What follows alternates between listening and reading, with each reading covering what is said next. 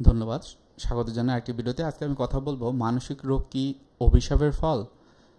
পুরো ভিডিওটিতে আমি থাকবো কাউন্সেলিং সাইকোলজিস্ট আশুজ্জামা রাজু। এটি একটি সাইকো এডুকেশনাল ভিডিও। অবশ্যই প্রথম থেকে শেষ পর্যন্ত দেখবেন। আশা করব আপনার মানসিক সমস্যার যে বিভিন্ন রকমের চিন্তা, নেতিবাচক চিন্তা, সেইগুলো আপনি আরও বেশি ক্লিয়ার হবেন। বিভিন্ন রকমের মিথ সম্পর্কে আপনি দূরে থাকতে পারবেন।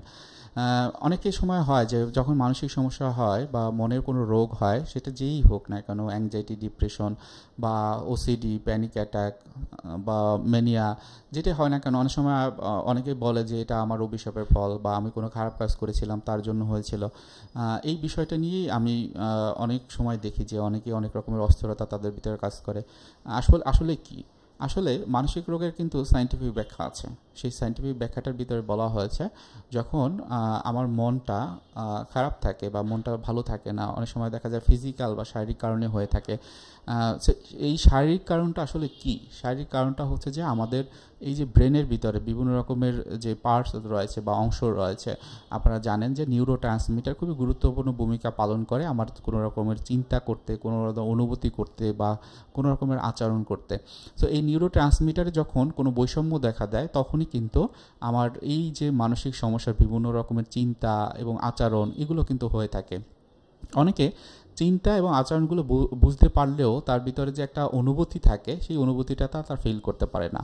সো আপনারা যারা এই মানসিক সমস্যাকে অভিশাপ হিসেবে ভাবেন, তাদেরকে আমি বলবো, আমরা অনেক সময় দেখা যায় যে আমাদের বাবা মা বা অনেক সময় দেখা যায় যারা গার্জিয়ান থাকে বা প্রতিবেশীর কোনো একটা সমস্যা আমি করে ফেললাম জানতে বা অজান্তে, এর কারণে তারা বিভিন্ন রকমের কথা বলে, এবং যখন আমার মানসিক সমস্যা এই ধরনের বিষয়গুলো আসে, তখন আরও বেশি ওই চিন্তা করি এবং আমার ভিতরে একটা অস্থিরতা কাজ করে।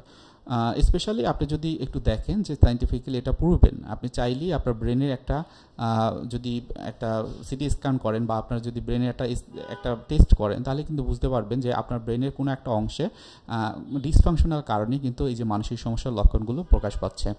তো সমস্যাটা হয় তখন যখন আপনি বা অনেকের ভিতরে এরকম হয় যে এটাকে অভিশাপ হিসেবে দেখে, তখন তার ভিতরে প্রচুর মানসিক চাপ বোধ হয়, অ্যাংজাইটি হয়, স্ট্রেসে পড়ে, এবং যার প্রেক্ষিতে তার যে এই যে সমস্যাটি বা যেই লক্ষণগুলো দেখা যায়, সেগুলো আরও বেশি বৃদ্ধি পেতে থাকে। আমরা বলি অনেক সময় ট্রিগারিং ফ্যাক্টর হিসেবে আসে। ট্রিগারিং ফ্যাক্টরটা কি? যে তার অতীতে হয়তো কোনো একটা সমস্যা হয়েছিল, হয়তো চাইল্ডহুড পিরিয়ডে সে অনেক ভয় পেয়েছিল, অথবা এমন হয়েছিল যে ওই সময় তার যে স্ট্রোক, আমরা বলি যে বাবা মা বা প্যারেন্টাল ফিগার যারা থাকে, চাচা চাচি বা বড় ভাই বোন, তাদের কাছ থেকে প্রশংসা পাওয়া, সেটি হয়তো সে ঠিকমতো পায় না। যখন বড় হয় তখন এগুলোই বিভিন্ন রকমের যে সমস্যা, মানসিক সমস্যার কথা আমি বলছি, সেগুলো হয়ে থাকে। সো এই ধরনের সমস্যা যদি হয় এবং নিজের ভিতরে কনফিডেন্সটা যদি কম থাকে, তখন কিন্তু মনের রোগগুলো হওয়ার সম্ভাবনা অনেক বেশি থাকে।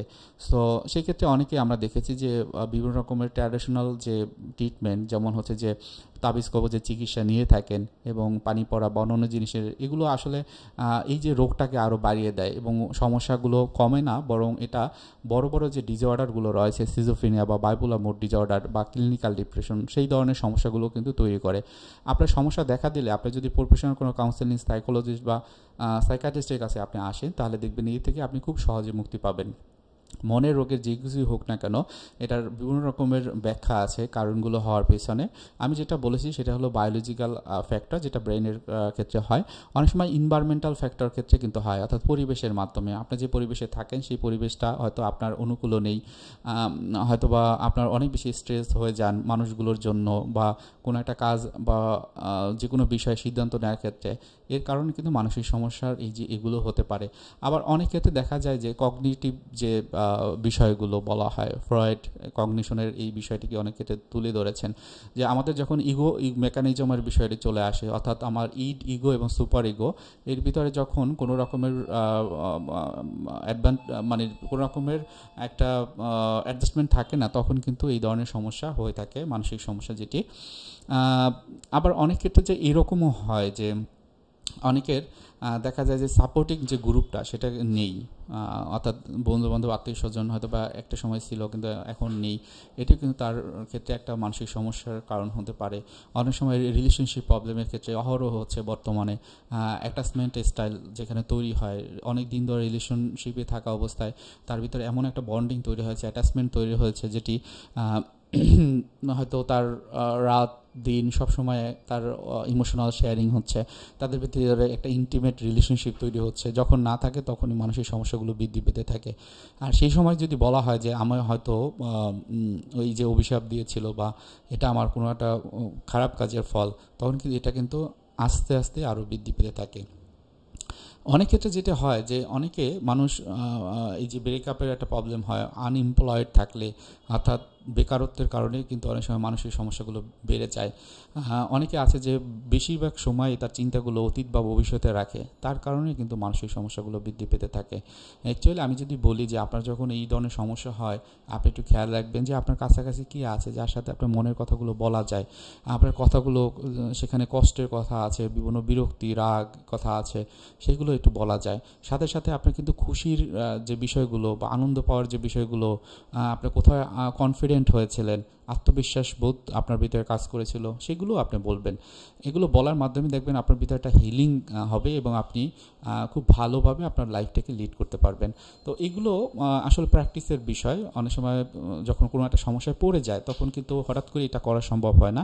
সেজন্য আমরা বলি যে অল্প অল্প করে চেষ্টা করেন, আপনি এক স্টেপ আপনি আগান, তাহলে দেখবেন পরবর্তী স্টেপগুলো আপনি নিজে নিজে ইন্সপিরেশন পেয়ে, যে আপনি যেহেতু এক স্টেপ পার হতে পেরেছেন, তার মানে আরও কয়েকটা স্টেপ দিয়েই আমি আরও ভালো ফিল করব, তখন কিন্তু আপনারা আর এটা পারবেন। সো এটাই বলার ছিল যে মানসিক সমস্যাকে অভিশাপ হিসেবে ধরা যাবে না কখনই। এটা আসলেই আমাদের শারীরিক বা মানসিক বা সামাজিক কোনো কারণে হয়ে থাকে। এর চিকিৎসা পদ্ধতিও আছে। চিকিৎসার ক্ষেত্রে সাইকিয়াট্রিস্ট এবং সাইকোলজিস্ট এই চিকিৎসাটি দিয়ে থাকেন। আপনার যে কোনো সমস্যার জন্য আপনারা যদি সেটা মানসিক সমস্যা হয়, ব্রেন গঠিত হয়, আপনারা তাদের কাছে যাবেন। আশা করব সেখান থেকে আপনার ট্রিটমেন্ট পেয়ে আপনার এই যে মানসিক সমস্যাকে যেটাকে অভিশাপ হিসেবে দেখছেন সেটা থেকে মুক্তি পাবেন। আপনি যদি ঠিকমতো চিকিৎসা নেন, আপনি 1 থেকে 1.5 মাস বা 2 মাসের ভিতরেই আপনার ভিতরে বড় রকম একটা পরিবর্তন দেখবেন, আমি আশা করি।